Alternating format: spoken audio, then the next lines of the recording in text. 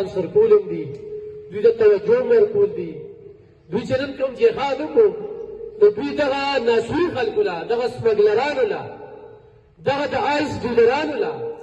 دغه خلک چې کومه دنده چلي هغه زموږ د بچو پنده ده هغوی له سپېړه ورکړه هغوی هغه پیسو باندې لعنت ووې د هغوی په تحفو باندې لعنت ووې د هغوی په مراحاتو د هغوی په هغه چرچو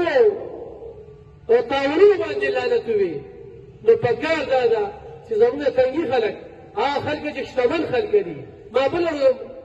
هغه ځای کې تقریر وکړو تقریر د خلکو څوک بې پېښ شو څوک بې پېښ نه شو خو ما دا خانانو د خدای پاک عزت وکړي زه یې واورېدم ما ورته وویل چې تاسو موږ له صرف مړي وړئ خانې چې کوم نه تاسو په پېښور کې کوئ چې کله د خپلو مفادو خبره راشي نو راپاسئ خو چې کله زموږ د مفادو خبرې نو بیا نه یې چېرته د اسپروژو خلاف چېرته درنه وکړه چېرته د اسپروژو خلاف راووتې چېرته روډ هم بند کړه چېرته واک هم وکړو چا بیخي زموږ خبرې په زړونو واغستې او په هغې باندې آینده وختونو کې چې کوم دی نو کار وکړو او نن یو دغه هم یو ثمره ده چې دلته کې ننګیال اعظم صاحب چونکې میجر ظفر اعظم صاحب سره موږ ورکوټوالي نه دې ځای نه موږ سټارټ اخیستی وو هغوی سره هم سیاسي خلې ځلې او ډېرې منډې تړلې وهلې وې نو نن ما سره الفاظ نشته چې زه قلم قابلې ته په خاصه توګه باندې هغوی ته څومره خدای تحسین پیش کړم د هغوی ټولو ملګرو ته د هغه به کم وي راپاسو به دغه خلک نن په جیلونو کې پراته دي غټ غټ پوړریان ډي پي او صاحب راغلی مسعود احمد بنګس صاحب هغه به وایي څه شوې هغه پیسې یې څه شوې هغه شپارستونه الله دې کړي چې دې ذلت ته بیا د تکرار سر راشي نو بیا موږ تاسو ته ضرورت نشته دی خو نن ضرورت دی ستاسو د راپاڅېدل ستاسو د نننۍ مشاعره دا پکار ده چې دغه خلک ته وګوري دغه جنسو عالم دغه دارو عالم چې دې خلکو سره ملو دي د دې خلکو نه پیسې خوري دوی سپانسر کوي دوی له موقع ورکوي داسې په وړه سطح نه کېږي دې کې غټ غټ افسران د مختلفو ادارو دي خو دلته کې دا خلک ولې جوازونه پیدا کوي هغه ورځ زه ډي پي او سره ناست وم یو ای پي اې راغلی هغه ورته چېرې چې دلته نه څوک فروټ اخلي او نه دلته څوک سبزي اخلي او تا کرفیو لګولې ده ډېر خلکو ته وایي یاره د باغ نه روړي او زموږ په دې علاقه کې لګوي روړي یې لګوي یې پیسې دي خو نه وي کور چې لسم کوي نه په دې سوچ کوي چې یاره 15 کاله د دې خلکو حیثیت وګوره 15 کاله دوی څه حیثیت و کور یې نه وه کوټه یې نه وه دلته کې به موږ سره په دې علاقه کې به او نن خلک راځي د دې ځای ځایي خلکو ته بد رد وایي د دې ځای په ځایي خلکو باندې نیوکې کوي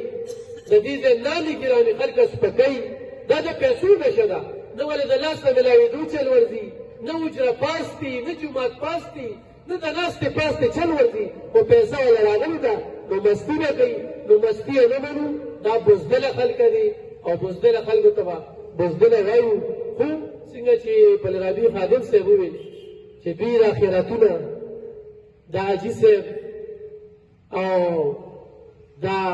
دوی ته دا لارې او دا صاحب راغی دلته کې په جوماتونو کې په مدرسو کې د دوی پیسې لګول